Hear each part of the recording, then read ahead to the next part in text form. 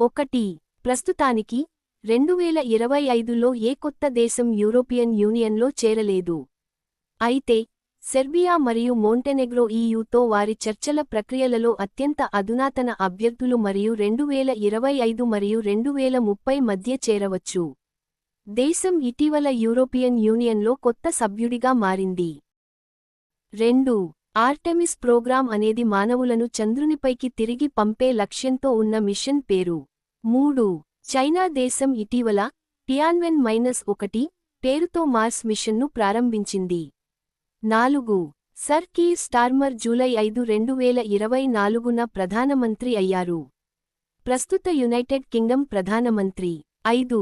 China దేశం one belt, one road చొరవకు ప్రసిద్ధి చెందింది. 6.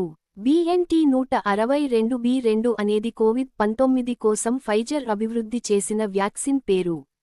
7. జనవరి 23, 2025న థాయిలాండ్ స్వలింగ వివాహాలను చట్టబద్ధం చేసింది. అలా చేసిన మొదటి ఆగ్నేయాసియా దేశంగా అవతరించింది.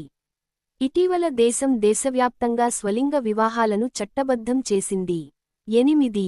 ఆంటోనియో గుటెర్రెస్ ఐక్యరాజ్యసమితి ప్రస్తుత సెక్రటరీ జనరల్. 9. ఫ్రాన్స్, పారిస్ దేశం 2024 వేసవి ఒలింపిక్స్కు ఆతిథ్యం ఇచ్చింది. 10. Donald J. ట్రంప్ జనవరి 20, 2025న అమెరికా 47వ అధ్యక్షుడిగా డొనాల్డ్ జె. ట్రంప్ ప్రమాణ స్వీకారం చేశారు. ఆయన ప్రస్తుత అమెరికా అధ్యక్షుడు.